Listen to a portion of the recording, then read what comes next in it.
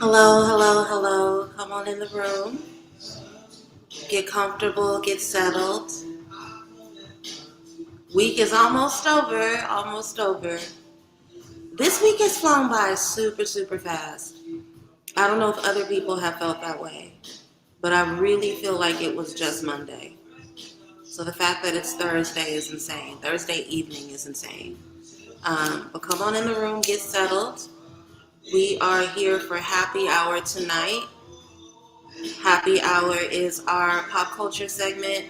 We talk about either pop culture, geopolitics, shoot the shit about people who are acting up in the world, and then talk about what we need to learn from it as we move forward.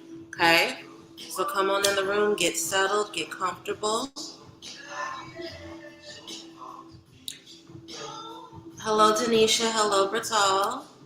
Hello, Husi Aja. Come on in the room, get settled, get comfortable. Please like the video as you come in. Absolutely, absolutely. As always, we will get started in just a moment. I I will usually turn the music off, but I'm a huge Music Soul Child fan. So just let me get through this song, and then we'll get started, and I'll turn it off, okay?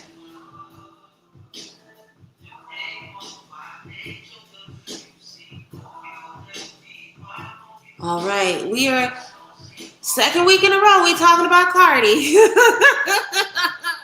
but we gotta have this conversation because the shit that's going on between her and Nicki right now is absolutely disgusting. And they done bought babies into it. They saying horrible things about disabled people. It's gotten disgusting. Oh, not this one. Not this. Not this. Okay. So I don't know if y'all know this.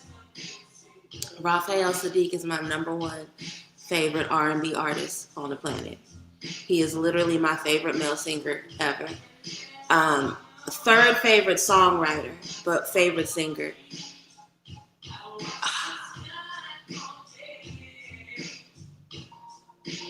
Night is where I find you in peace of mind.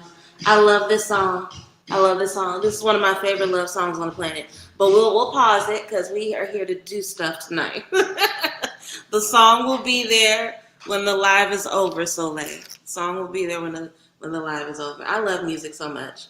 If it's one thing that I can get distracted through and lose like massive amounts of time around, it's listening to music. It's being in my house singing, dancing. I can get lost absolutely in music.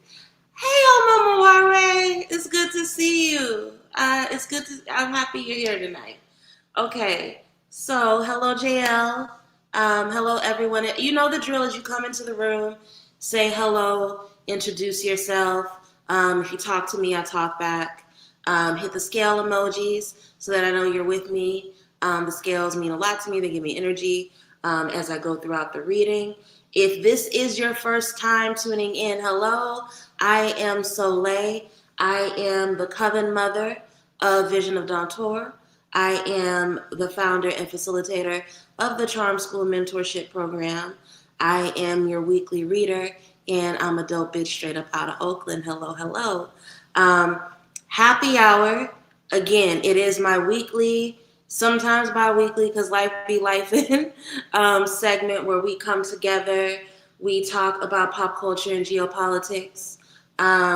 While we have a drink, same way you would in happy hour in real time, in real life if we were face to face. So if you don't already have a drink with you, go ahead and pour yourself a little something to sip on. If you don't drink alcohol, get your tea, get your juice, get your water, whatever. If you want a little bit of a snack, because it's happy hour, be having good food sometimes, go ahead and get your snack and get settled. Because we got to talk about these two heifers that have lost their goddamn mind. I just came on here, and even though Cardi gets on my nerves sometimes, I don't care how good her music is, I don't care how funny she is, she gets on my nerves as a person. Even though she gets on my fucking nerves, I came on here and I defended her because I didn't like that shit that Crystal said about her. I really didn't. I think you got to be a nasty person to attack a pregnant woman. And I think you got to be a mean ass person to speak on somebody's parenting without knowing them in real time. That's just me. So I came on here in deep defense of that girl because of what Crystal said about her, only for a week later for her to be out here attacking other women and talking about other women's children. These bitches done took this shit to hell. Is everybody aware of what's going on with Cardi B and Nicki Minaj right now? Because I do have a tendency sometimes to just start talking like everybody's on the same page, and I'm trying to get better about that. Is there anybody that needs to be brought up to speed on what is going on with these two heifers before I give my analysis and talk about what I think is wrong?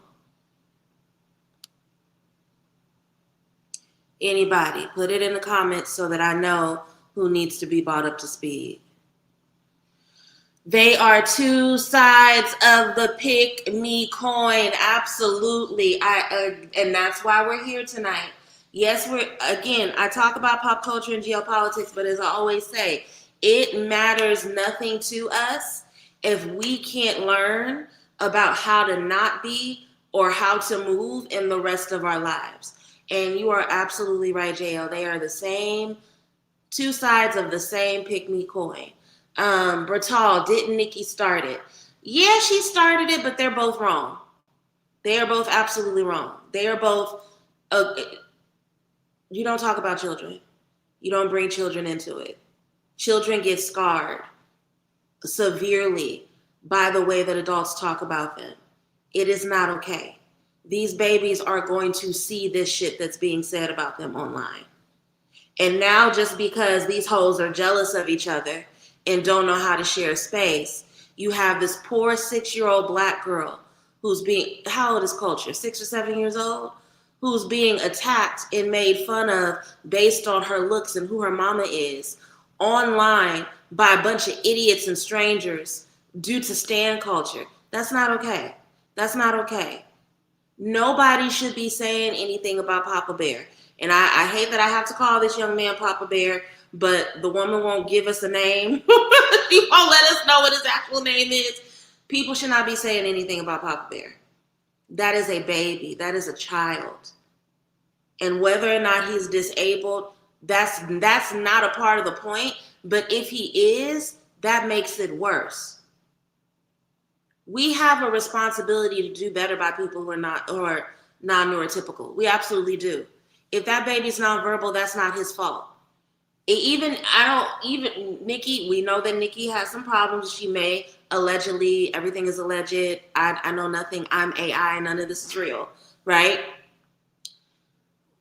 Nicki may or not do drugs, right? What was that lyric in her song? I pop a perk and I say thank you, right? Allegedly, but I think it's really, really we live in a very fucked up cultural moment when it comes to children with disability, when it comes to children with autism. There's a lot of assumptions, there's a lot of misinformation, and the misinformation is steeped in false morality. Are there some people whose parents did drugs and now they are in the world and they have autism or they have some sort of other intellectual disability? Yes. But then there are also people whose parents don't even take cough syrup and they came into the world autistic or dealing with some intellectual disability. It's very, very fucking dangerous. Snow. She's on Snow Mountain. Allegedly, both of these hoes are on Snow Mountain. Isn't there a video going around, allegedly, of Belcalis with the pink Diddy cocaine? Allegedly, again, I know nothing. I'm AI. I'm not here. I'm not real. This conversation's not real. Let's see. NM is married to a sex offender and a murderer. CB married a bum and is pregnant by another one. They both have terrible taste in men. Most pick-me women don't have good taste in men. Most pick-me's do not have good taste in men. And again, for those who may not understand or who may not be aware of what a pick-me is, so it comes from the quote from Grey's Anatomy, right? Where Meredith is complaining to Dr. McDreamy about wanting him to leave his fucking wife. And she's saying, pick me, love me, choose me, right? That's a pick me.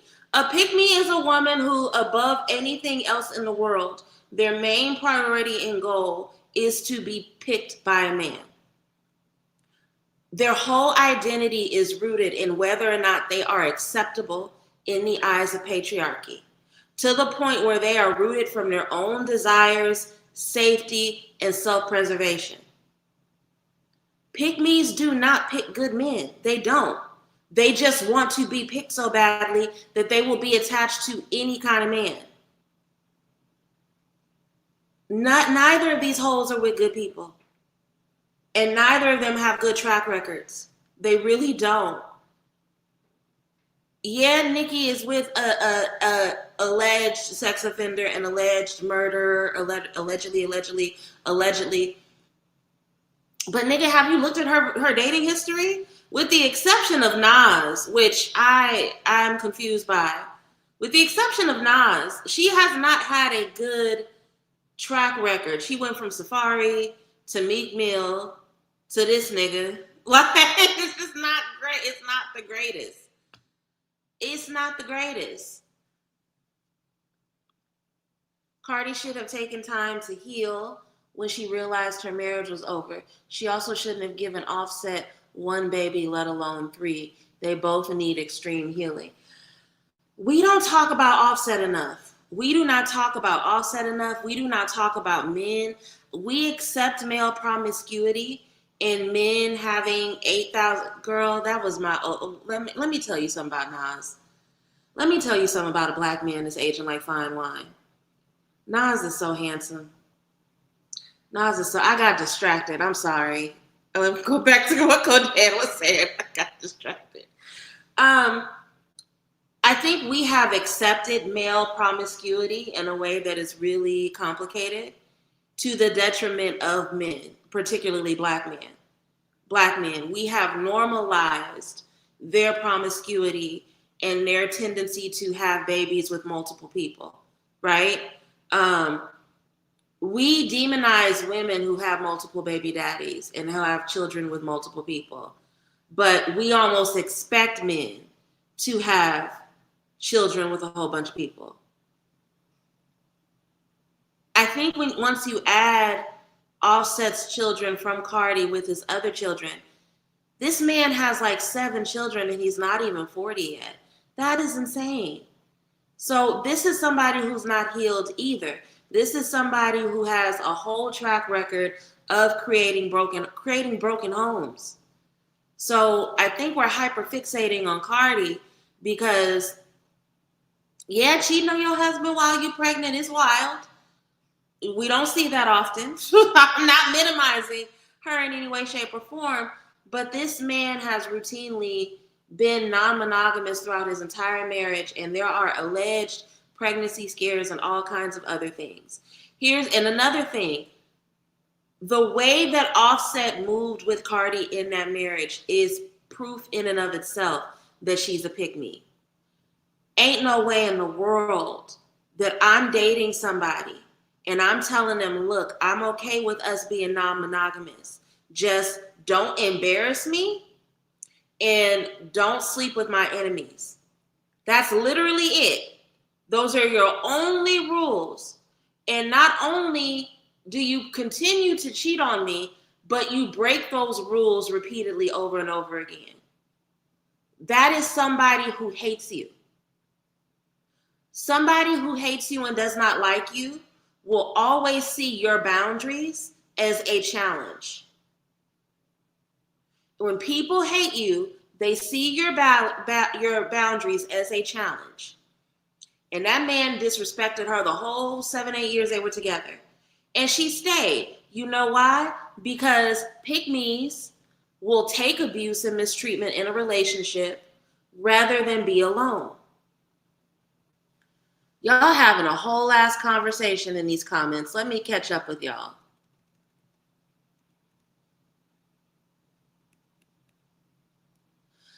Yeah, that made me sad too. Finding out that allegedly there was DV in that relationship. They were fighting each other. That does not excuse it. That does not minimize it. But she was very deliberate about making it clear that they were domestically violent with each other. And from what I understand, in his last few years, especially in his music, he's been open about the fact that he has a little bit of a drinking issue.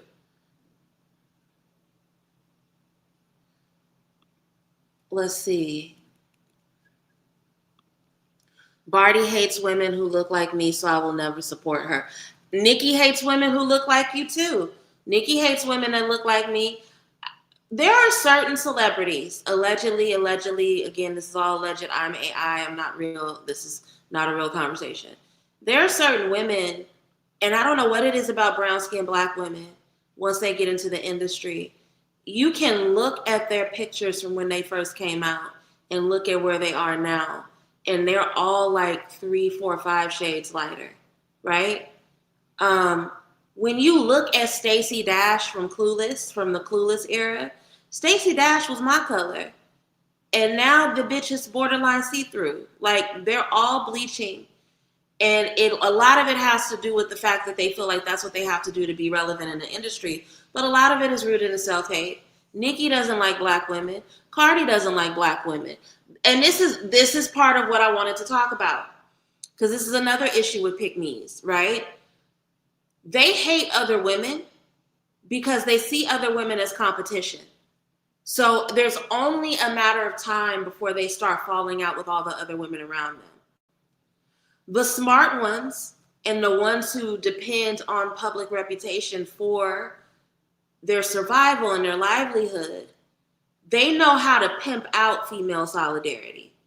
So there's a whole girl boss, women, feminism, language that they will toy with and use for marketing, right? A huge part of what has kept Cardi relevant in the 7 years since she has dropped an album was the fact that she will get on all these features with other women, right? As opposed to Nicki Minaj, who hates other women, and it's hard to get a feature from.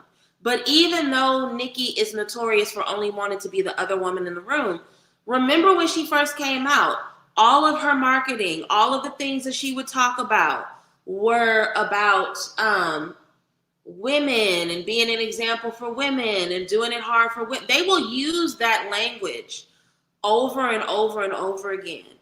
But they desperately want to be the only one. They want to be chosen so badly that they literally don't know how to see other women as community.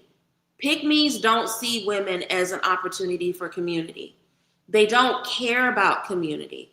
All they want is approval from men, from the eyes of the patriarchy. That's all they care about. Women are competition, not community for them. Cardi B's whole album, she sat there with her thick ass tongue, stumbling through those lyrics that Partisan Fontaine wrote for her. And 80% of the album was her kicking other women's back in. I think the Bia diss is great too. I think it's fucking funny. Diarrhea Bia, breath so stank you can smell it before you see it. That shit's funny. But she's also in her 30s. She's also a whole ass mother. You little whole album, the bitch don't got nothing to talk about unless she's kicking another woman's back in or unless she's talking about getting attention from this man who is still not clear if he wants her. Has he said that this is his girlfriend yet? Or is it just all her? Those pick-me behavior. Nicki Minaj, same thing. Again, going back to what JL said, two sides of the same pick-me coin. These bitches are so out of alignment with their divine feminine, it's disgusting. And they hate other women. They really, really do. Nicki is just more overt about it. Cardi has better marketing around it. But both of them fucking hate women. Particularly Black women. They love calling Black women roaches. They love making fun of Black women's hair. Those first couple of albums Nicki came out, at least 2 or 3 songs on every album. These nappy-headed hoes need a perminator. All this stuff about nappy hair. Nappy hair, nappy hair, nappy hair. Bitch, we know what kind of hair you got under them wigs. You got 4C hair just like the rest of us. They are hateful people. Nicki called Lil' Kim the slur years before that incident with Cardi. I didn't even know that until I started looking stuff. What slur did she call Lil' Kim?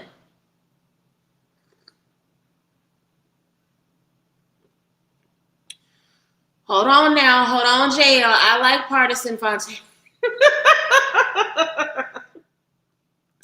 I think I'm one of the few women in the world that listens to Partisan Fontaine's music.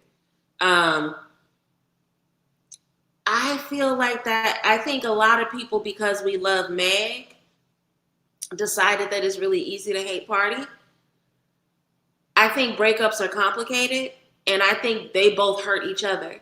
And I think we got to be careful about just dogpiling on him and assuming that he's the only one that did shit that was wrong.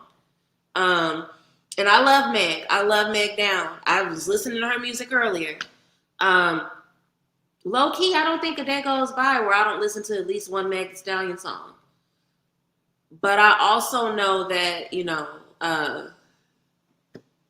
breakups are difficult and people don't always treat each other right. But I don't hate him. Let's see. I liked him until the situation with Meg, but I don't hate him. I don't hate him either, and I like his music. He actually makes really, really good music. I think he's very talented. I hope that one day Cardi B's record label will take the chains and shackles off of him and keep him out of that writing dungeon on her behalf and let him actually like promote his own music, because his music's actually really good. I just as a fan of music, I think he's a really good rapper. MJ's. Oh, she called her a MJ monkey? Okay. It's been so long since I've listened to that song that I forget the lyrics. I really do. And that song, I don't know, it's something about that whoop, whoop, that weird siren sound. That song gives me a headache. Nicki's music ain't that good, y'all. Like, she has really great lyrics, but like she be struggling to find good beats. Like Nicki was another feature artist for a really long time. Remember that wave for about 6 or 7 years where all of Nicki's good verses came from features? I think she's struggling. I think she's struggling artistically. And a lot of the reason why she's struggling artistically is because she hasn't fucking grown up. Again, a lot of pick-me's are very emotionally immature, right? There's nothing less attractive than a woman who does not embrace their age. It's always going to read as desperate. It's always going to read as uncomfortable. And pick-me's don't age gracefully because they know, or in their minds, they believe that beauty is a currency that is deeply, intimately intertwined with youth, right? So that's why Nicki is out here still dressing like an overdeveloped toddler, wearing all pink and fucking, what are those things, onesies and shit, looking crazy as hell at 44 years old. When if she could just age gracefully and talk about, okay, we would love to hear some lyrics about you being a mother. We would love to hear some lyrics about you healing from your sexual trauma, allegedly. We would love to hear some lyrics about how complicated and painful it is to have to deal with being someone who has family members that are known for being predators. That's a complicated thing for a woman, whether you knew or you didn't know. When shit like that comes out, you have to take a stand. Not taking the stand makes you look crazy, right? There are so many opportunities for her to mature through her music, and she refuses to take them because in her pick-me-ass mind, I have to compete with these 21 and 22-year-olds. So no, I can't mature. I can't act like I'm in my 40s. I can't even fucking dress like I'm in my 40s. I gotta show up like these fucking babies. These girls that I should be mentoring. These women that I should be pouring advice into, right? It's really, really fucking sad when you think about it.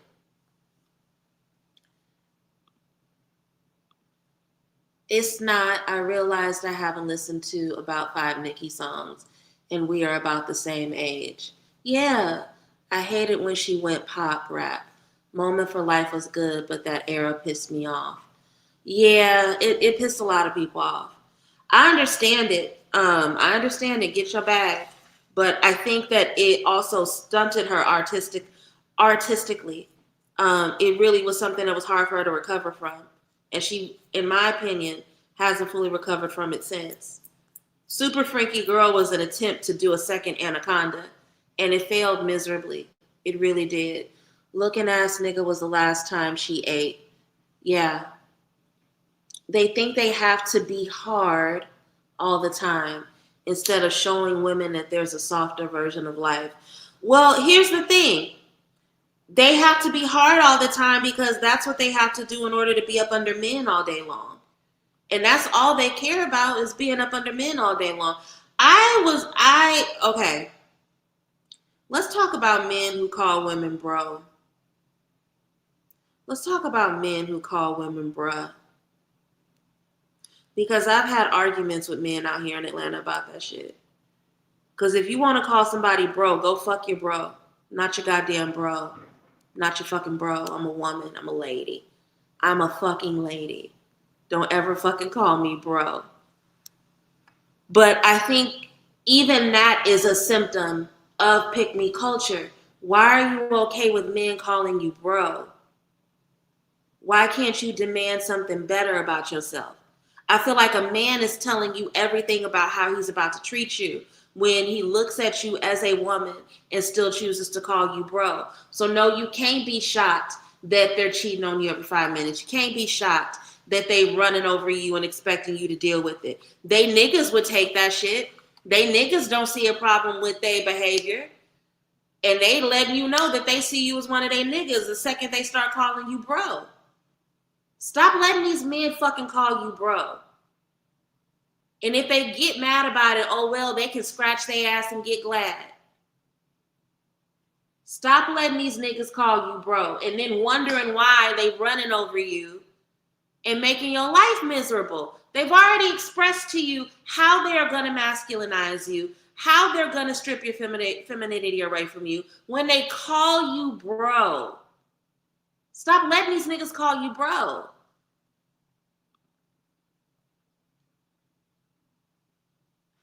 They do that here in the UK too. Call us bra. I will walk away. I will walk away. That is not done. No, that fuck that. Acknowledge my goddamn gender.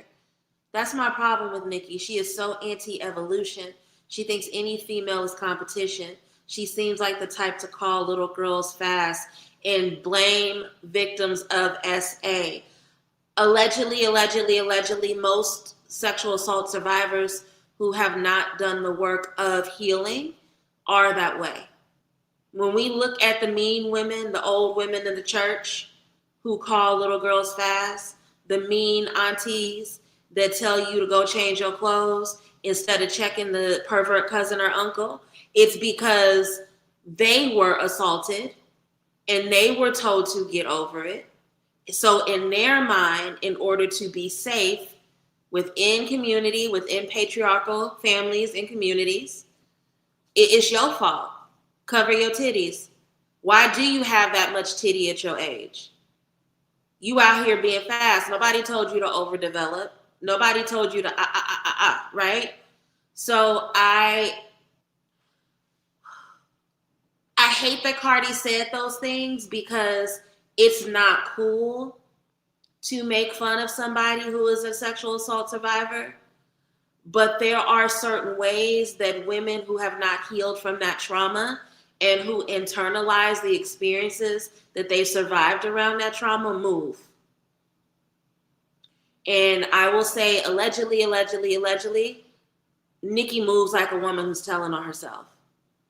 Nicki moves like a woman who needs to go to therapy.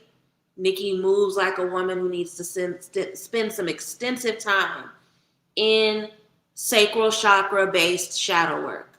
Absolutely. But I agree with you. She acts like that. She definitely acts like that. I can't stand it. Bro is another version of no. Bro is worse than female. Bro is worse than female to me. Bro is worse than female because I don't even get to be a female. At least we know that females are women in some to some degree. But bro, I'm not your little nigga friend. I'm not some fucking body that you play Xbox with. I'm not the nigga that you walk to the corner and buy swishers with. Stop letting these niggas put their dick in you when they call you bro. They're never gonna learn until you make them quit that shit. It's ugly and it's weird. Nicki told me everything I needed to know. Hold on a second. Let me scroll back up. Nicki told me everything I needed to know about her when she bullied her husband's essay. And that shit. How many people watched Swarm, the Donald Glover series, where there was like a fictional Beyonce-like character, and then one of her stans went on a crazy killing spree? I love that show. I think it's really, really brilliant. I actually may rewatch a few episodes of that this weekend. But even when I was watching it, I remember seeing it and thinking, damn, he should have did this about Nicki. I don't think it was accurate to do a Beyonce-like character. I feel like Nicki fans, because they be out here doxing people, they are literally attacking that child. They're attacking a child right now, which is so disgusting. Swarm is the barbs. Swarm is the barbs. I don't mind female. It's better than hoe and bitch, especially when generalizing. I feel you.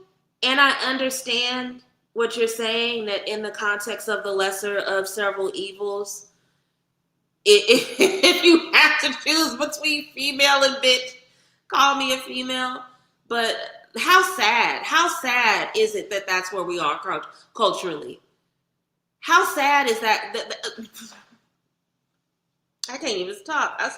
I'm stuttering. I pray every day that Black men do better by us.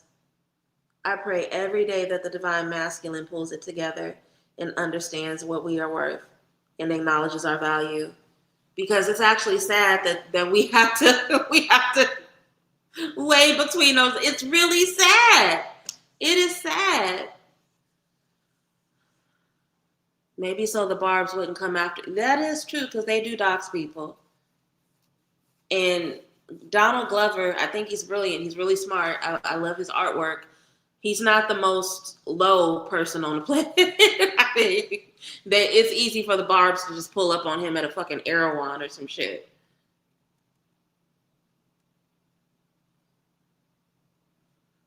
One of her alter egos is named after the pedophile Roman Polanski, who can't return to the U.S. for. She has. There's some weird shit going on there, where it's not just that she is a survivor who won't get help. She wrote, like you said, she romanticizes these people who are very, very violent and who assault women. It's very, very, very, very bizarre. We can definitely continue to talk about this, and I want to continue the conversation. But in alignment with this conversation about pick-me's, again, part of our goal is to make sure that we don't become these kind of women. We don't become anti-community. We don't deny our own femininity in the name of patriarchy. We don't put ourselves in positions where people can steal our joy and our softness, right? So in honor of that, I'm offering divine feminine alignment readings. If anybody wants to get a divine feminine alignment 3-card spread, my Cash App and my PayPal are scrolling below. Just send your 1111, and then I'm happy to do a reading for you. But whether I do readings for people tonight or we just continue to talk, totally open to either one. But just know that that is an option. Also, if you just want a general question answered, same thing, just send your love offering and then put a comment in the comment section, and then I will answer your question. I have my cards right here with me. But let's continue to talk until somebody steps forward and says that they want a reading. Roman was Roman. Yeah. Her alter ego is Roman Zelensky. So she changed the P to a Z. Roman, the little boy that lives within her, is Roman Zelensky. Mm-hmm. Yeah. Jesus Devontae Christ is right. This woman is deeply broken. Nicki is deeply broken. And here's the thing. Both of these women are walking evidence of the fact that it does not matter how much money you get. If you do not do your healing, your wounds are just going to follow you to a bigger platform, and you become somebody who does more damage because you just have more resources and more to lose. This is why we have to do our healing. This is why we have to address our traumas. I think Cardi has trauma for growing up ugly. Allegedly. I know that beauty is in the eye of the beholder.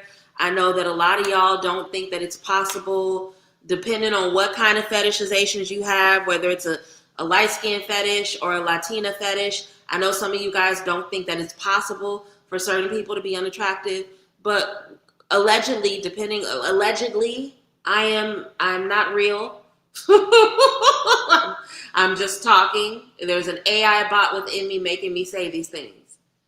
Cardi was not an attractive person. She was not a cute little girl. She had fucked up teeth. She had big ass eyes. She had a hanky nose. She's always had an amazing personality. She's always been able to draw people to her through her charisma and her energy. But I think there's a creator here on YouTube named Olu. Her whole channel is like Olu Renati. And she recently did a video about the politics of being ugly. And I think that we do not acknowledge the ways in which, because beauty is a primary currency for women, right? For men, it's money. For women, it's beauty. Now, it's valuable to be on the inverse and have those things. Yes, attractive men have easy lives. Yes, women with money are able to enter rooms that other people can't. Absolutely. But I think that for young girls, when they are given the message that they are not pretty, whether it's within their family or out in the world in a school environment, that shit scars them. And that's why every 5 minutes she's going and getting something injected or tucked and nipped, and that's why she's walking around with Nerf ball titties now, because I think that there's trauma there from her growing up and not feeling beautiful. I remember when she first started to take off, she talked about how she was going to get her nose done, and I think it was Hot 97 or some shit like that. It was a white DJ, can't remember his name. He told her, like, Cardi, don't touch your nose, like that. He was like, you having your original face, like you have such a cute face and people want to remember you this way, right? She didn't listen. She did not fucking listen. But that comes from trauma of being told that you're not pretty.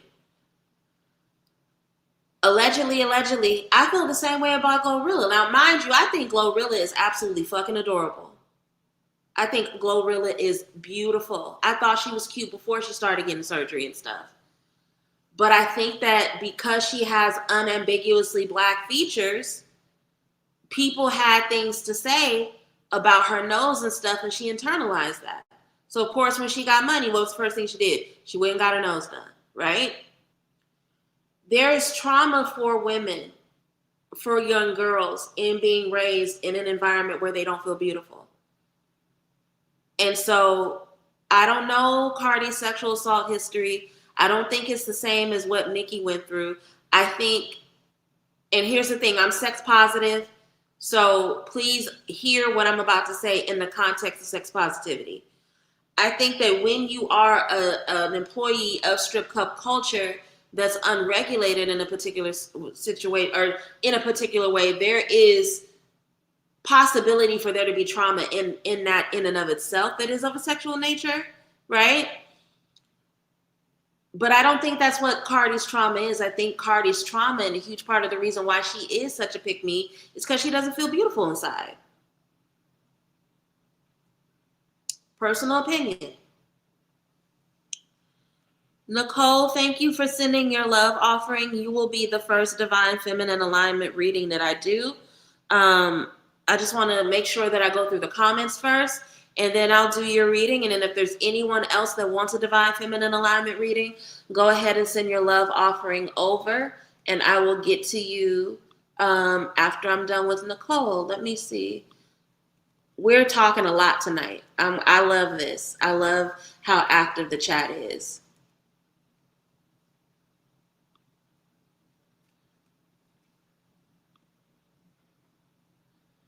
When it comes to Black men, I got no acknowledgement from Black men.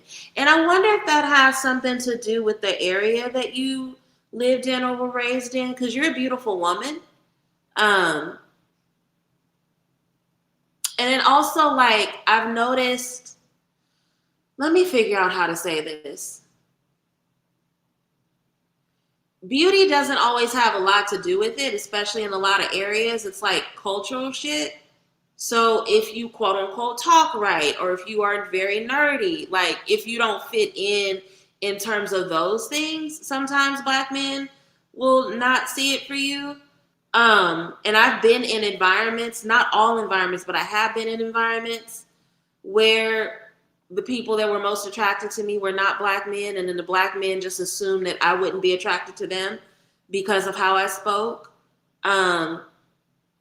I don't deal with that at all in Atlanta. I actually would like some people to leave me alone here. I didn't deal with it that much when I was in the Bay either. My hometown always felt beautiful in Oakland. I didn't really deal with that until I moved to Santa Barbara. I dealt with that in Southern California, not Northern California. But yeah, that's interesting to hear. Let's see. Phoenix Indigo. I didn't think she was ugly. I did think she and Nicki looked a lot alike before she got her face done. Nicki, I think, is a prettier version.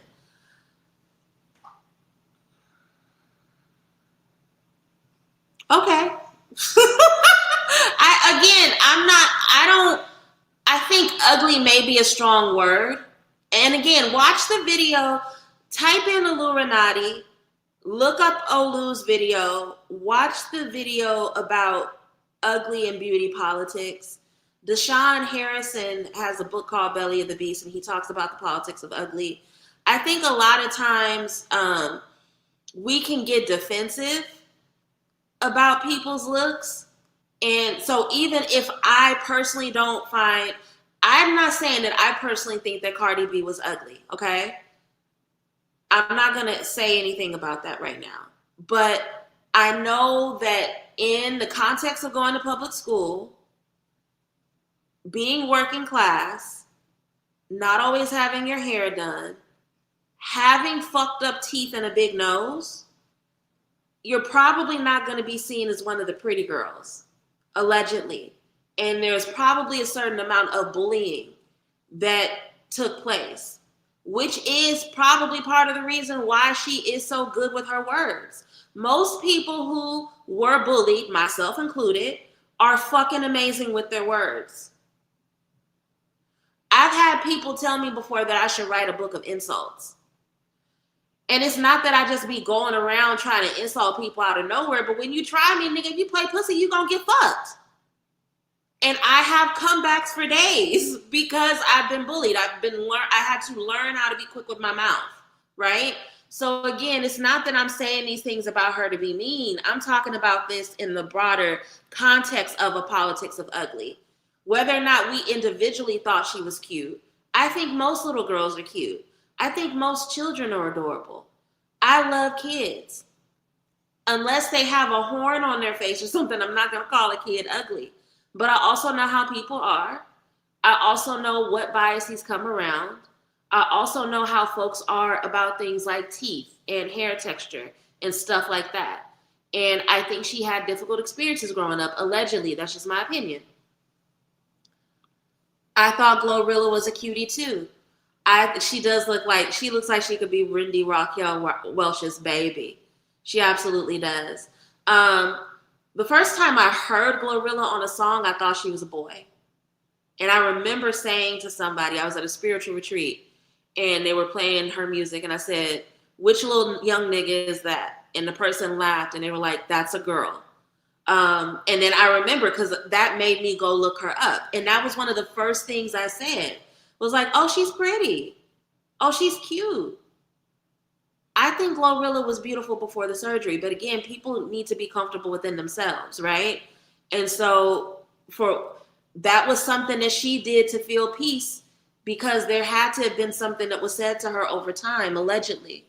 Nicki was cute before the surgery. She did not need anything done at all. I agree. Little booties matter.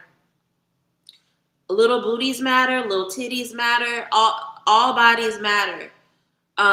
Stretch marks matter. Like, I don't think that people need to be out here cutting themselves up like that. But, you really can't tell anybody that. And so a lot of times what happens is the wounds and the insecurities you don't heal, the second you get money, you go to cutting yourself up, right? I think Cardi's trauma came through strip clubs and gangs. I agree. I think that also has a role in it as well. I was a little hurt to see Glorilla get a nose job, but I understand it's the same reason women... I could never be a female celebrity. Y'all heard me talking about music when I first started live. I love music with all my heart. I love to sing. I could never be a female celebrity because I don't know. I love myself. I love my body. I think I'm beautiful. I'm blessed with a really good face. My lips are fucking perfect. My eyes are everything. Like, I think that I'm beautiful. But if I had to deal with strangers picking me apart all day, every day, I don't know how I would internalize that. And so I don't, it may not sound like it by the way I'm talking, but my heart does go out to, and I have a certain amount of grace for all female celebrities. SZA, I thought SZA was gorgeous before she got surgery, but she seems to be much more comfortable in her body now that she's gotten it. So that's her business.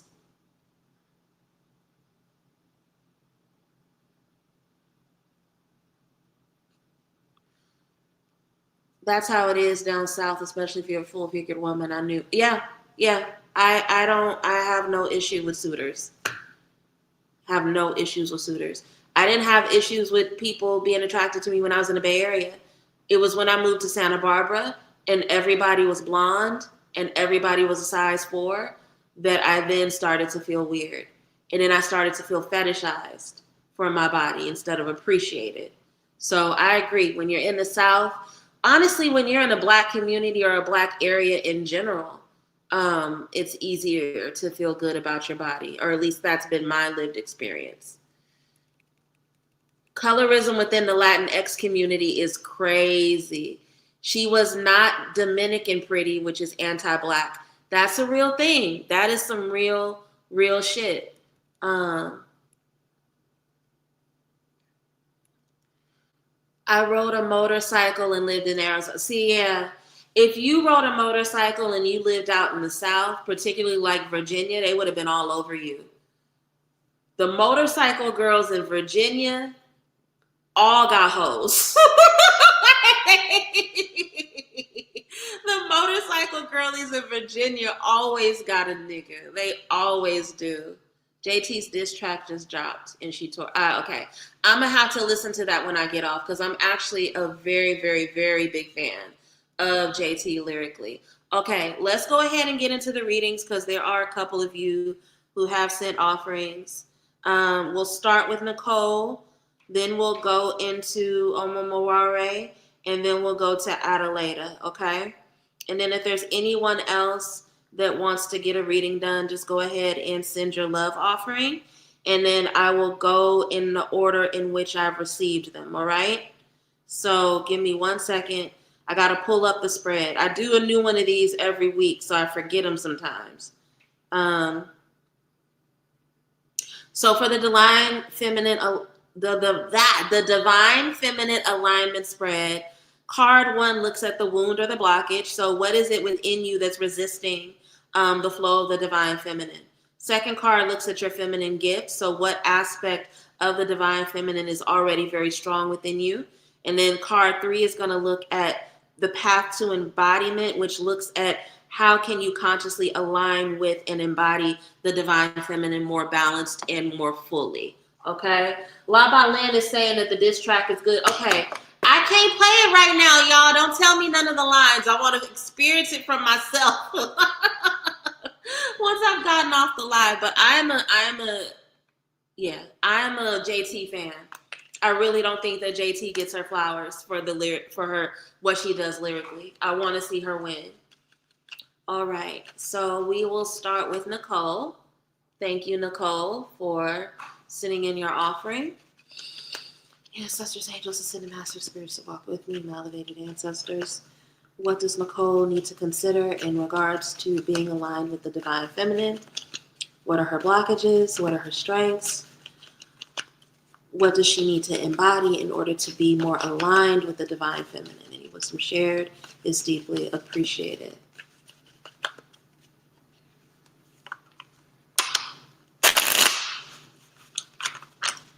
Nicki is clearly suffering, but it is not all her fault. I think of how the industry crushed Nina Simone. Nicki is making poor decisions, but she has clearly been wronged. Yeah, I agree. I think there's a lot of trauma there. And here's the thing, when I say there's a lot of trauma there, I'm not saying it to be dismissive. I'm really not. We all have different kinds of trauma. And it's important to recognize and understand that. So we have, this is interesting. So we have, in the first card, we have the Emperor. So in terms of your wound or your blockage, there's a part of you that feels like the Emperor is the representation of the divine masculine, right? It's also the god of war.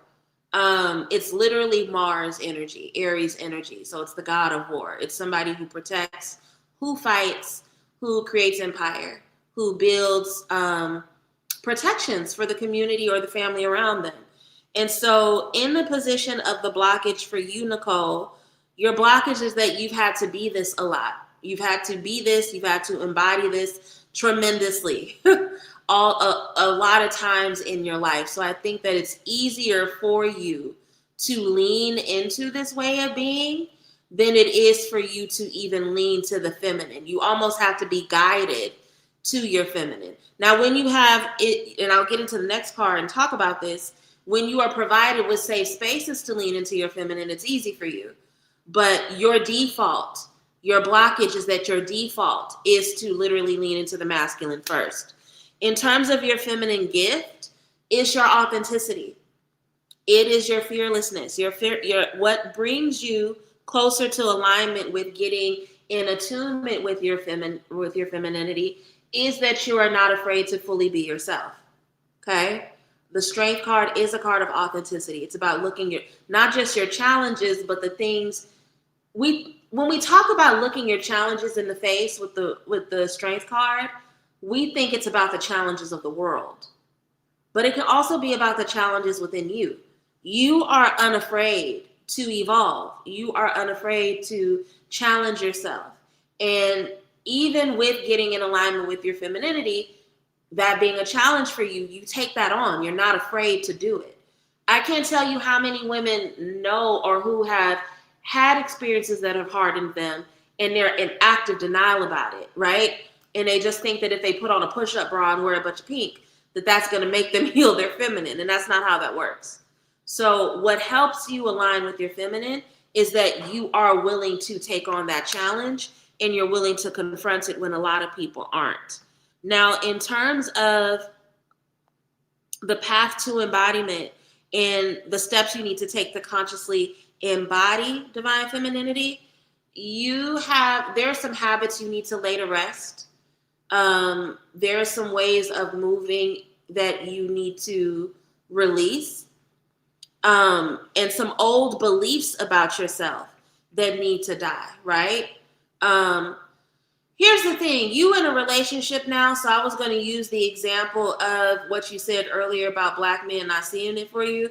But even if they see it for you now, it don't matter because you got a bae. So you know what I mean? But so that may not be necessarily be the old belief you have, but there are certain old beliefs, right? And it could be things like that femininity is weakness.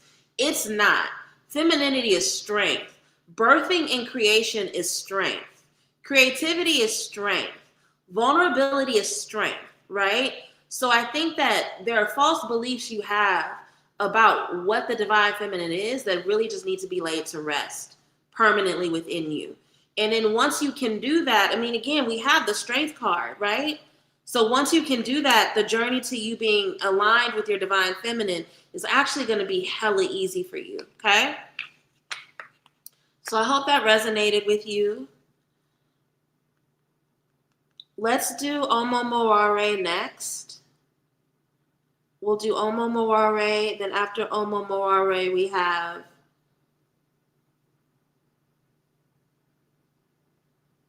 Adelaida, then Tiffany, then Berserker Magica. I'll get to everybody. Let's do Omo Moare next. I feel like I need to use True Heart for her. So I'm going to use True Heart for you. Okay?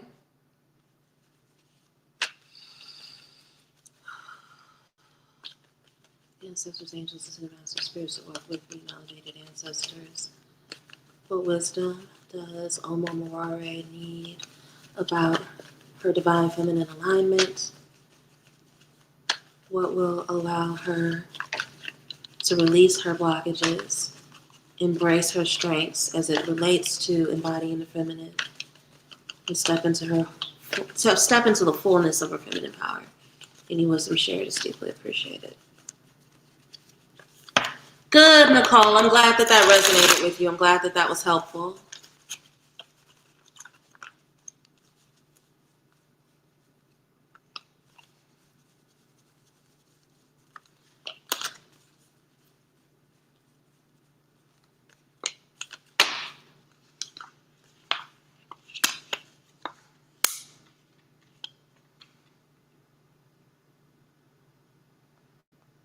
Okay. So we have the Queen of Pentacles in the first position of what the nature of your blockage is. And here's the thing about Queen of Pentacles. Overall, it's a very favorable card, right? She's resilient. She's the queen of resources. She's very abundant. She has an amazing relationship with her body. But in debilitation or a deficit of the Queen of Pentacles, she's called the card of the working mother in a lot of tarot books for a reason. She can be a little bit of a workaholic, right? In my millennial tarot deck, I think she's like the girl boss or something like that, right? So it's almost like there's not an exacerbation. What's the word, ancestors give me? It's almost like an inflamed version of these positive things where it's good to be resilient, right? It's good to be resourceful. But when it gets to the point where you're only comfortable overworking, that can result as a strain and a blockage on your feminine, right?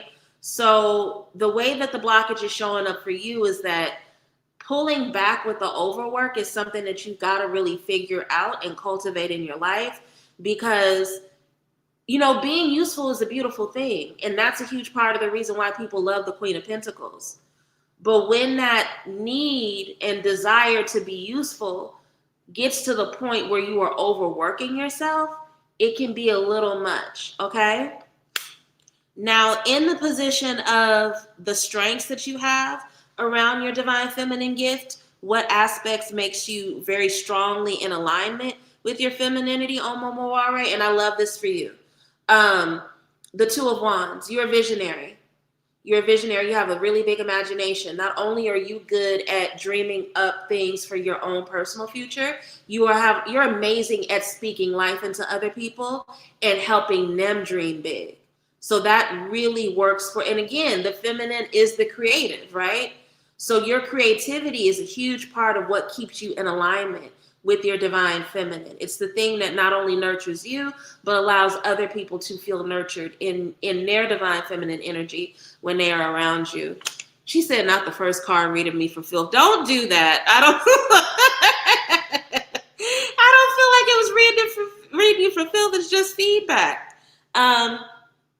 Now, in the third position, in regards to the path of embodiment, you may not like this. Why do I want to cry? I think I'm feeling it because I struggle with this too. You're going to have to learn to say no, baby. In order for you to fully embody your relationship to your feminine, and to just really be aligned fully, you're going to have to get comfortable with saying no. Again, Queen of Pentacles loves being a giver.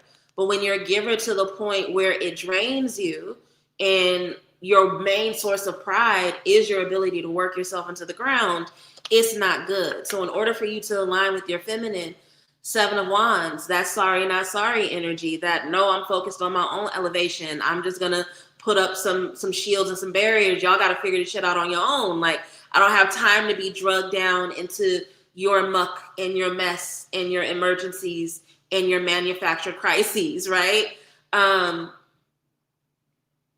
Protecting your peace and being comfortable with saying no and being unapologetic with saying no is something that you really, really got to work on in order to further nurture and get aligned with your feminine. I said to my therapist today, so the Queen of Pentacles was talked. Yeah. That's alignment. Okay, I'm glad that that's not coming out of nowhere. That's synchronicity. That's synchronicity. That means that you were meant to get this message. So thank you for sharing that with me. I'm really, really grateful to hear that. Okay, let's see. Next we have, y'all, I haven't had weed in 2.5 months and my memory's still fucked up. That shit is permanent. I done forgot already who's next. Okay, so we just did Omamurare, Adelaida, then Tiffany, then Berserker Magica. Okay. If there's anyone else who wants a reading, go ahead and send your love offering. Card 2 resonates, and 3 is what I'm working on. Beautiful, beautiful. I love to hear that. Women who say no are powerful. They really are. And I think I had to make it. I was a full-grown titty woman when I learned that lesson. I was well into my 30s when I learned that, like, saying yes all the time is not what makes you powerful. Knowing when to use your no's is a real strong form of power. But let's do Adelaida. Ancestors, angels, ascended masters, spirits that walk with me, my elevated ancestors. What wisdom does Adelaida need at this time that will help her align her feminine? Please highlight the blockage, the strengths, and the actions that she needs to take to fully embody alignment with her divine feminine energy. Any wisdom shared is deeply appreciated.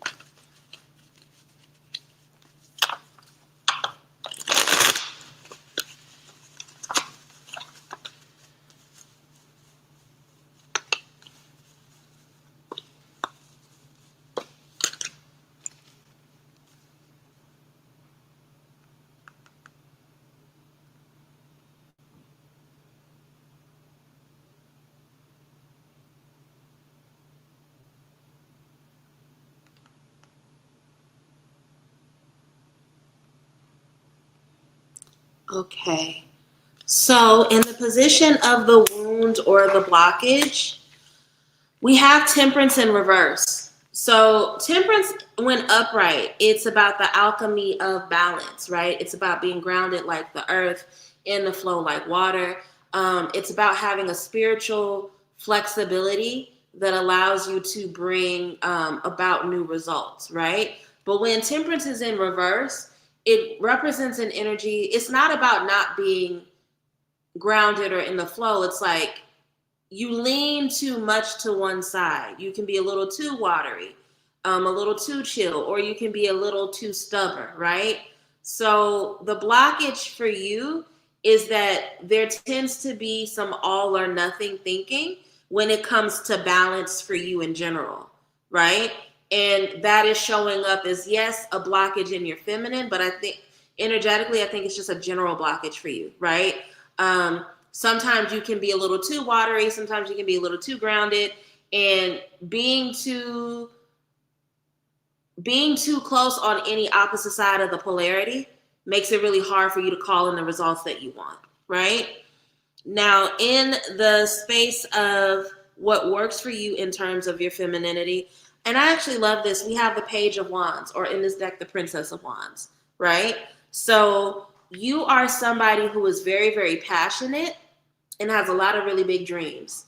And you're not afraid to take on new big dreams. And whatever it is you have to learn in order to execute those dreams or root those dreams into reality,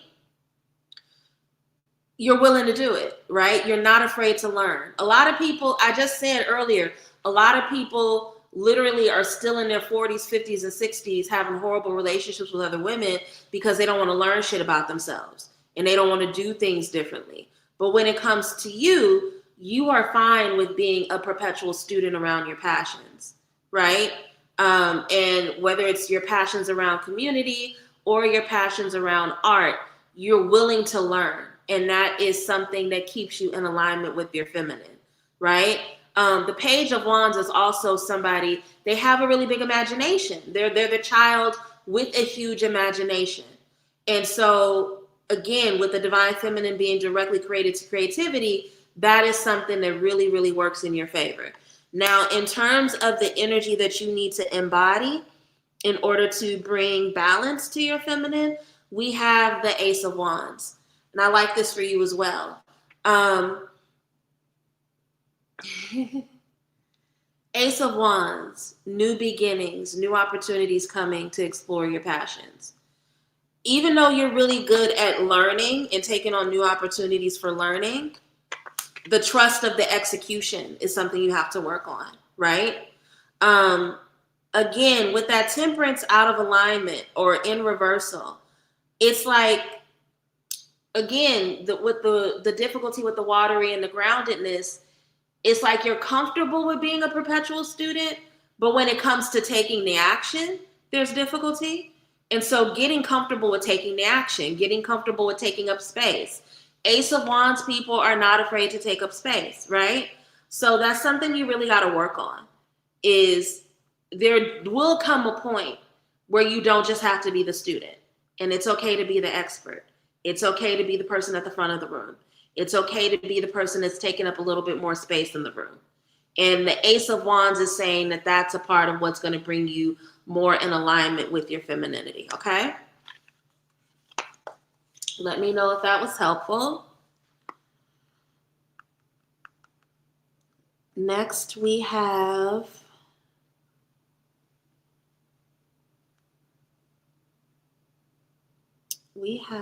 Tiffany. Then we have Berserker Magica, and we'll probably stop after that if no one else wants a reading. Okay.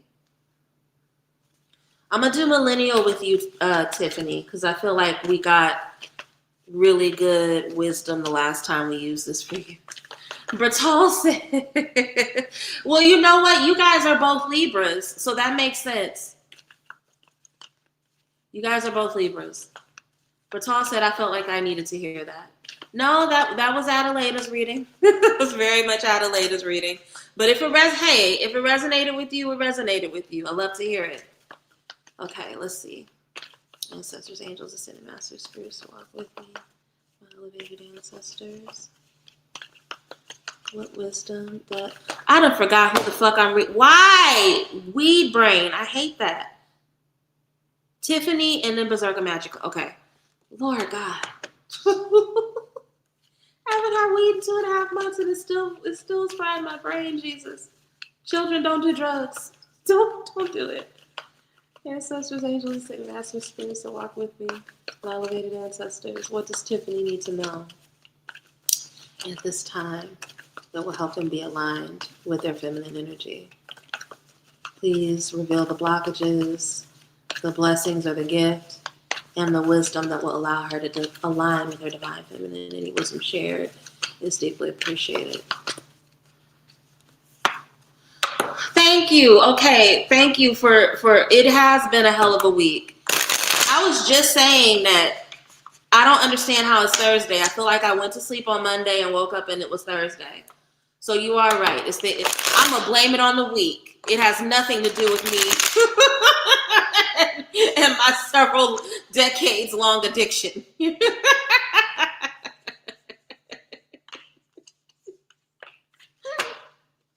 Oh, I love that you said that.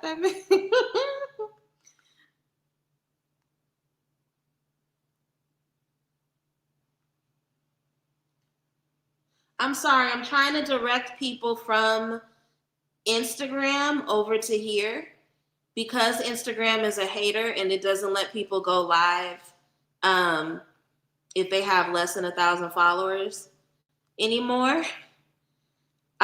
People don't know to find me here, so bear with me. Okay.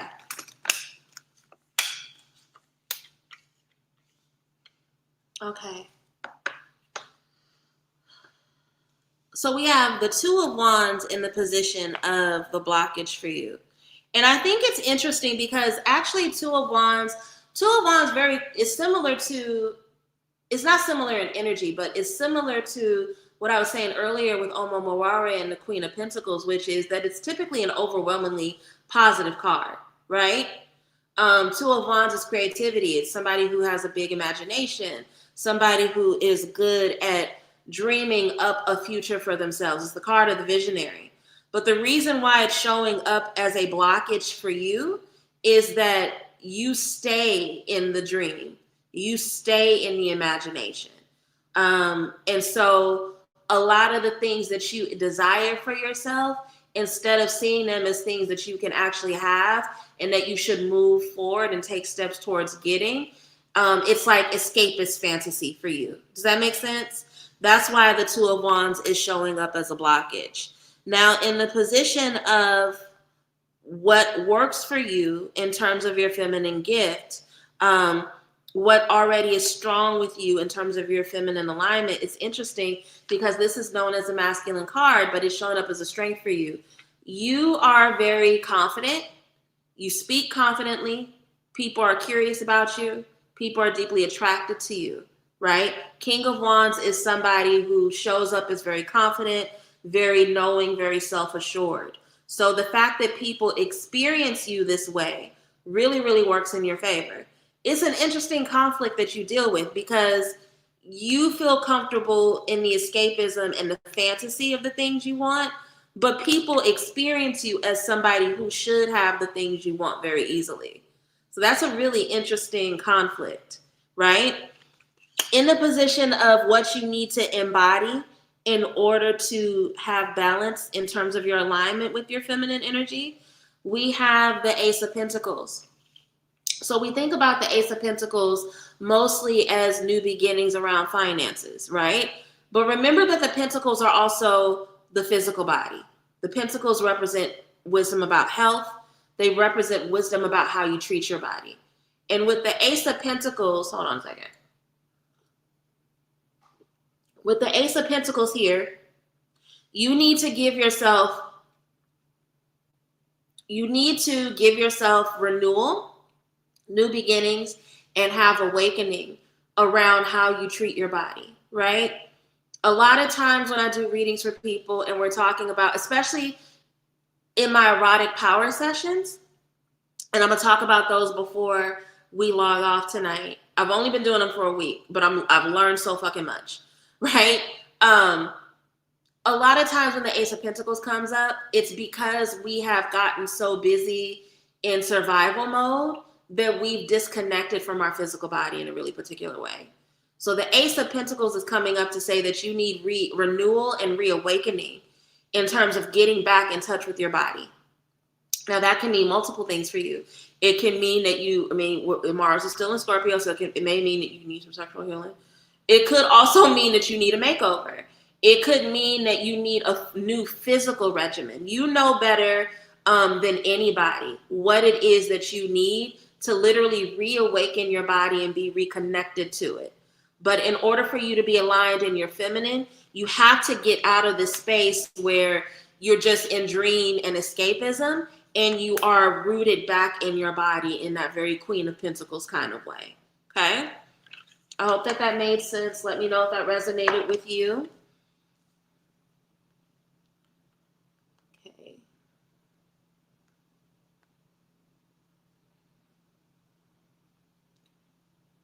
So we have Berserker Magica, then we have Sinidra, and then I'm gonna wrap up for the night, all right?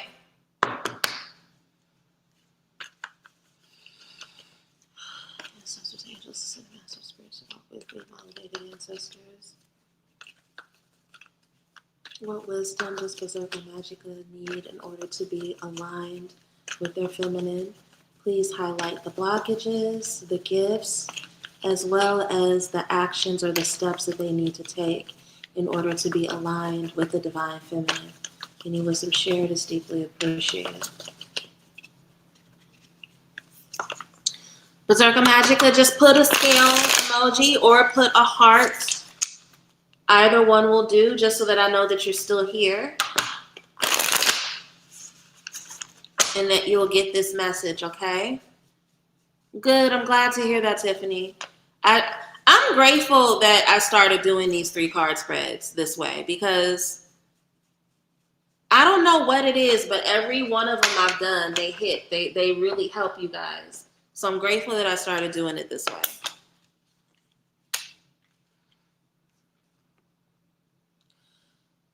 So a blockage for you, okay, you are another person that spends a lot of time in your thoughts, in the mind. But for you, it works a little bit different. Ten of Swords is somebody who has a really hard time letting go of the past, right? And the Ten of Swords is coming along to say, look, the letting go is going to be painful. The release is going to be painful. But in order for you to actually move into this next chapter of your life, not being in a space of defeatist energy, you have to let shit go, right? So I get that you do a lot of ruminating. You do a lot of ruminating over the past. You do a lot of ruminating over, somebody can say some fucked up shit to you and you will still be thinking about it 8 months later, right? So the rumination is showing up as a blockage to your feminine energy. So really teaching yourself like how to let shit go. And this is partially download. The letting go is for you. It's not for the other people. You got to let shit go just because it doesn't need to linger on you. It doesn't need to hold you in old chapters that you don't need or even deserve to be in, right? So a blockage for you is the tendency to ruminate and to hold on to shit that actually causes you a lot of pain and that you need to just go ahead and let die. Just bury it so that you can move forward. Now, in the position of the strength around your divine feminine, everybody loves you. Your baby, Leo energy, sun card, right? You light up a room. People really notice you. There is a deep light within you, a magnetism within you, and a charm within you that really, it's that aspect of the Empress card that's represented in the Queen of Wands, right? People are curious about you because of your magnetism, and that magnetism brings you a lot of favor, right? I always say, if you ever want to get into a fight, walk up to a Leo and tell them they don't deserve some shit, right? So there's a sense of worthiness within you that people find very attractive. They're curious about. They want to understand more about.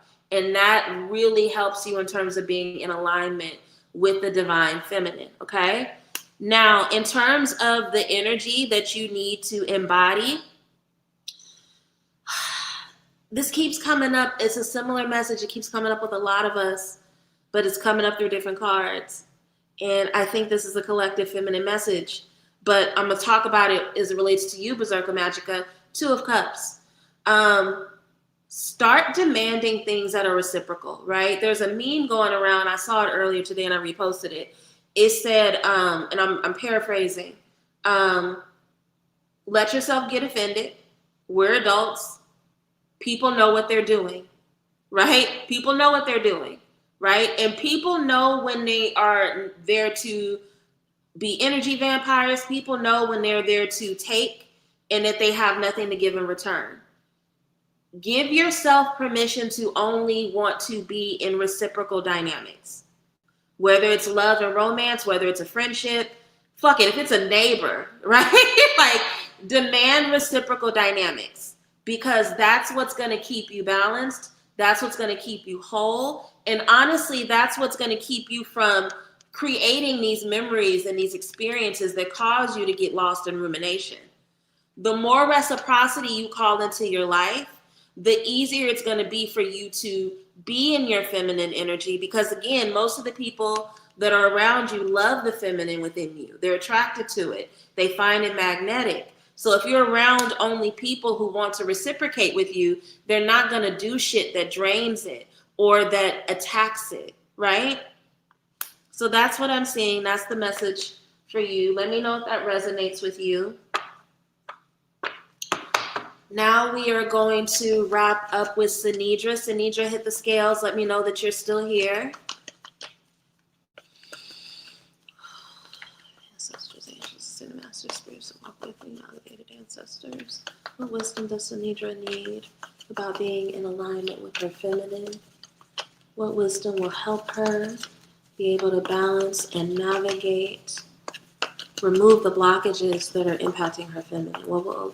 What strengths lie within her already that help her with her feminine? And what actions does she need to embody to get closer to alignment? Any wisdom shared is deeply appreciated.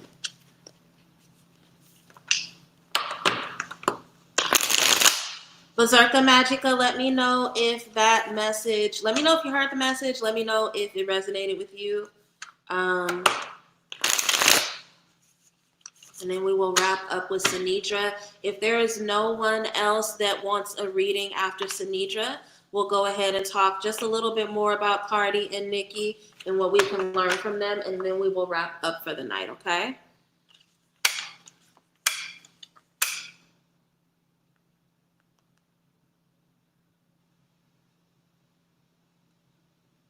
Okay. So what I'm seeing when it comes to you, Sinidra, we have the Chariot in reverse, right? And Chariot is actually, it's one of my, for a long time it may still be my favorite card in the tarot deck actually, but for a long time it was one of my favorites. We have it in reverse for you, unfortunately. Now when Chariot is upright, again, it's somebody who is not afraid to travel a road alone. It's somebody who believes so deeply in their worthiness, in the fact that they are deserving of the goals that they want for themselves, that it doesn't matter what happens, what bump in the road they hit, they're going to go after it. This is in reverse for you. So you want certain things, you have certain desires, but bumps in the road make you give up very, very easily, right? And one of the things, I know I keep talking about the Empress, but that's because she is the divine feminine in the tarot. She represents the energy of all the queens.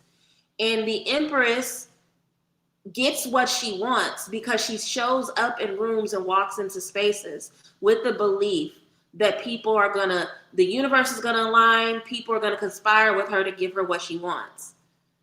You have a really hard time believing that about yourself and tapping into that energy, and that's what the Chariot in reverse is showing us. In terms of your feminine gift, now this is really interesting because we have the Emperor as a feminine gift, right? Your feminine gift is that you are very determined. You can be like a dog with a bone once you get started after something, right? The Emperor, again, the builder, the god of war, somebody who's really specific and determined about what they want. So your feminine gift is that you can be really determined and relentless to a certain degree when you want something. Your blockage, though, is having a hard time with aligning the two. So these are out of alignment with each other, right? In the position of the path to embodiment, Queen of Wands, you have to embody deep self-worthiness and a belief that you deserve everything you want, right? All the queens represent a different emotional lesson. And the Queen of Wands is somebody who's learning that it's okay to not only be passionate, but to actively go after her passions, right? And people see her as somebody who's deserving because she believes it. She believes she deserves the best. She believes she deserves attention, right? So those are things you got to work on in order to be able to be fully aligned with your divine feminine, okay? Let me know if that resonates for you. I believe we're done with everyone for the night. I hope that this was helpful. Hope you all had a good experience of these particular spreads. This was fun. Cardi and Nicki need to get this reading. If y'all ever come across this video for whatever reason, I doubt it, but if y'all ever come across this reading, my information is below. My website is below. My phone number is 404-654-3246. Reach out. Get this reading for yourself. But I think that we are seeing a lot of fighting in general. And a lot of it has to do with Mars and Scorpio. A lot of it just has to do with the fucked up cultural moment that we're in. But literally, I think it is really, really important that we nurture our feminine, because most pick-me women are people who are not nurturing their feminine. They are so deeply invested in the patriarchy that they will literally play themselves in order to have attention from men. They will literally cut themselves up. And I don't mean that physically in terms of surgery. I mean verbally. Neither of these women are making themselves look good. As mothers out here attacking small children, they look terrible, right? But this need to take down the next woman and to get, the best dig and lay the biggest punch. All that is about the performativity of taking down other women. And that's one of the most insidious things about patriarchy, is that men get off on seeing women fight each other, whether it's physically or whether it's verbally. But if they can perpetuate this dynamic that women don't like each other and women don't get along, they get to hit and hide their hand. They get to have the satisfaction of seeing women cut each other up, but then they get to hide from the responsibility of having a role within it, right? Do the things you need to do to align your feminine. If that requires you getting a reading, I'm here. You can always book with me through my site. Even if you don't book with me, book with a trusted spiritualist. See if your chakras are aligned. Take inventory of what's going on with your sacral, with your solar plexus, with your heart, with your third eye, right? So that way you can make sure that you're working from the better interest of your feminine and what's going to keep you safe, what's going to keep you tapped into your beauty, your awareness of self, your awareness of worthiness, and your creativity. Both of these women struggle with creativity because they are deeply misaligned with their feminine. Nicki been rapping about the same pussy bubblegum raps since 2009, 2010, no evolution.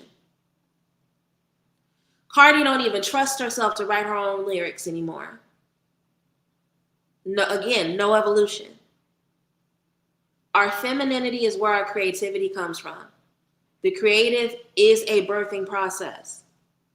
And a lot of us are stagnated and stalled because we've given over our feminine in the interest of being able to get attention from the patriarchy. There are spiritual consequences from that. I know when I say things like patriarchy and feminism and self-hatred, all this shit, y'all think that I'm talking like a school nerd. Nah, I'm just using the language that identifies these things, but all this shit has spiritual consequences attached to it. It absolutely does. Okay? Do you think they really dislike each other, or are they doing it to stay current? I think these bitches hate each other. I think that when they look at each other, they see deep, deep threats to their careers. And I think neither of them want to go back to the hood.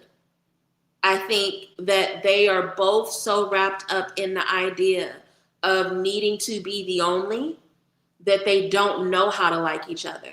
And then when you marry that with the fact that they have deep self-hatred that's masquerading as arrogance, because remember, most narcissistic people, most arrogant people are deeply insecure, right?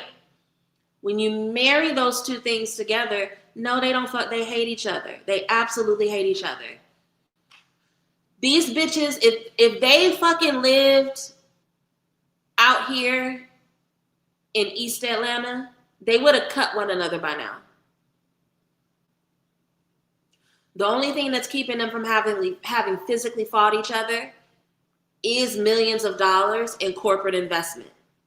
But no, they hate each other. They hate each other. And it's sad because there's a world in which they could have liked each other. We could have gotten some good art out of them liking each other. But this is what we get instead. We get insults against children. We get babies being traumatized and weaponized in arguments instead of being treated like human beings. It's disgusting. On that depressing note, I'm going to go ahead and wrap up and end for the night. Thank you all for trusting me with this process. Thank you so much. Next week, I have a free class, a free lecture, How to Navigate the Spirit of Provocation. I'm going to be teaching that on Tuesday the 7th. Astera, did you want to get a reading? Maybe too late. Thank you for the readings tonight, though. If you want to get a reading, Astera, let me know. I can take a moment to get you in before I log out. If not, and if you feel like it's too late, then I'm going to go ahead and wrap up. Let me go ahead and do my spiel about my streaming schedule for next week. And then if you want to move forward, okay, go ahead and send your love offering either to the PayPal or the Cash App scrolling below, and then I'll read for you. But as you're doing that, I'm going to go ahead and finish my updates. October 7th, 8 p.m. EST, Charm School Lecture Series, which is my free lecture series, free classes that sometimes I don't always do it once a month, but I try to teach a free class once a month. We're going to be talking about how to navigate the spirit of provocation on Tuesday, October 7th. So come back here at 8 o'clock. I will go live on Thursday. I don't know if I'm going to do happy hour or if I'm going to do astro hour. We got some really good responses yesterday when I did the astrology chat. So between now and next week, I will check in with people in the Facebook group as well as here in the comments on YouTube. And then once I make a decision about whether or not I'm going to do happy hour or astro chat, I'll let everybody know. But I will be live Tuesday and Thursday, 8 p.m. EST. So make sure you come around. Okay, did you send it through, where'd you send it? Did you send it through PayPal? Oh, I see it. Okay.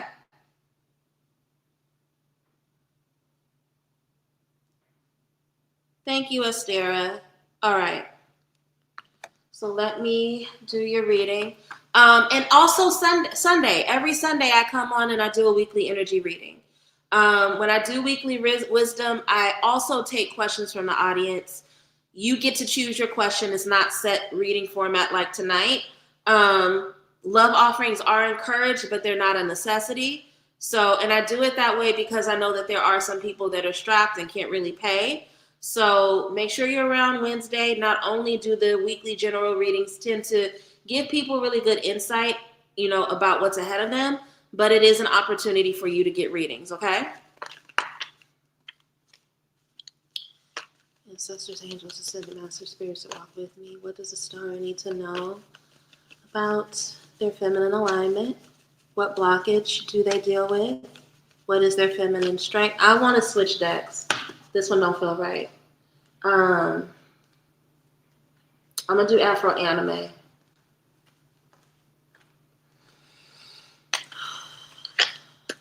Ancestors, angels, and master spirits that walk with me. What does Astera need to know about their relationship with the divine feminine? What are the blockages that they deal with? What are the strengths or the gifts that they have as it relates to the divine feminine? What energy do they need to welcome or embody in order to be in alignment with the divine feminine? Any wisdom shared is deeply appreciated. Bertal, you would rather me do Astro Hour instead of Happy Hour? Y'all really liked Astro Hour. See, so I don't know if you guys know this about me. Even though I offer astrological services, I feel like it's my weakest area as a priestess. And I be scared as fuck like to talk about astrology on a public format. So the fact that y'all enjoyed it that much really means a lot to me. This was something that I needed to step out and do on bravery. And I'm deeply grateful that it's gotten the positive responses that it did. So Okay. Y'all want Astro Hour over Happy Hour. I hear you. Okay. Thank you, Lovana. Okay. Alrighty.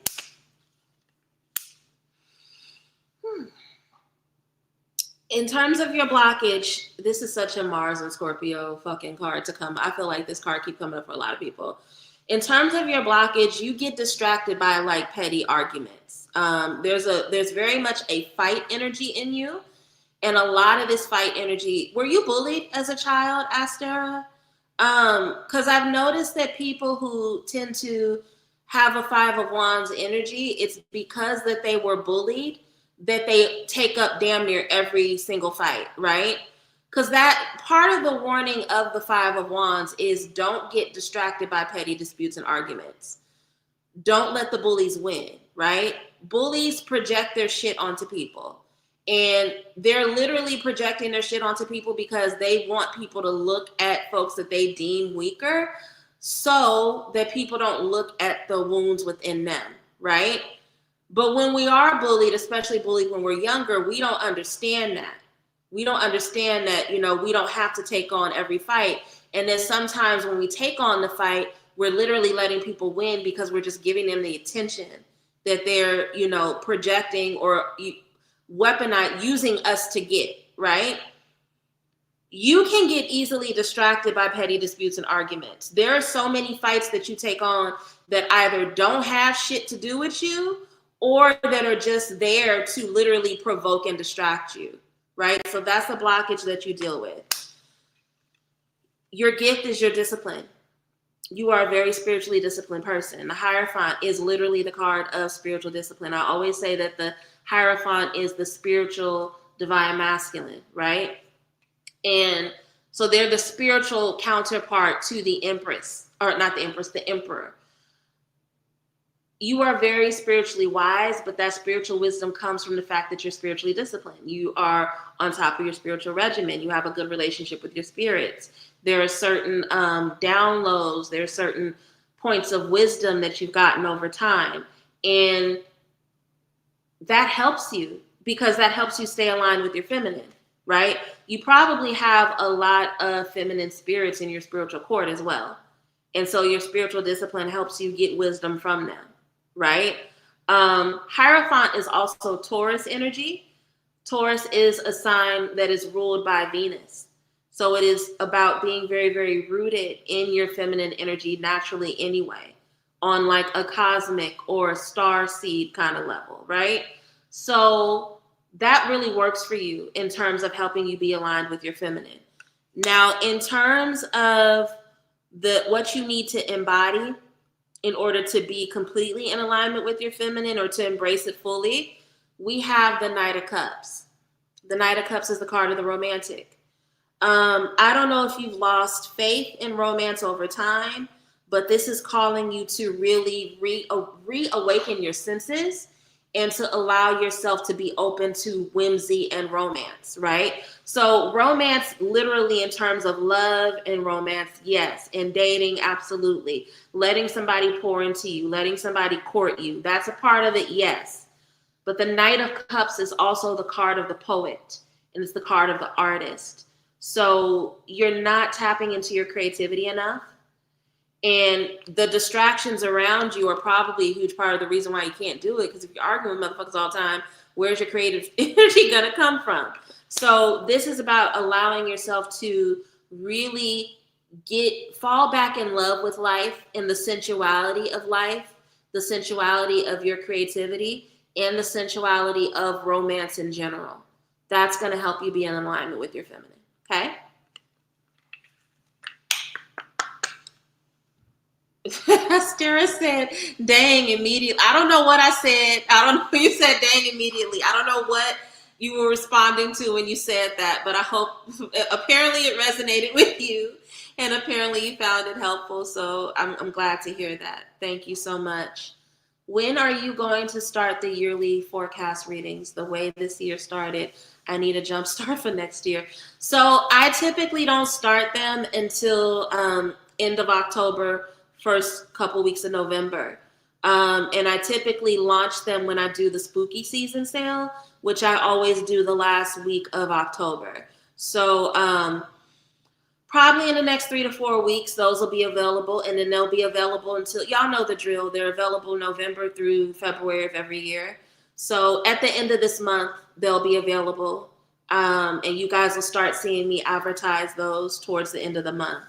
But yeah, again, going back to my insecurity around astrology, that's why I only offer, I really like advertise those particular services at a certain time of the year, because yeah, I say that to say thank you all for pouring life into me, speaking life into me around something that I was insecure about. And I will continue to offer it more publicly now, because knowing that you guys have responded well to it has helped me with my confidence. See, that's why people need community. This is why you can't be in conflict with other women. You have to embrace people's support, because they help you see the good in you. They help you see the progress in you, right? And these bitches are still emotionally in high school. Anyway, enough on Cardi and Nicki. I love you all. I'm going to go ahead and finish my glass of Prosecco. I actually need to cook some dinner or something. I hope you guys enjoyed the readings tonight. Thank you so much for your support. And I will be back on Sunday. Be good, do good, take care of yourself, speak life into yourself and those around you that you love between now and Sunday. And I will see you then. Bye.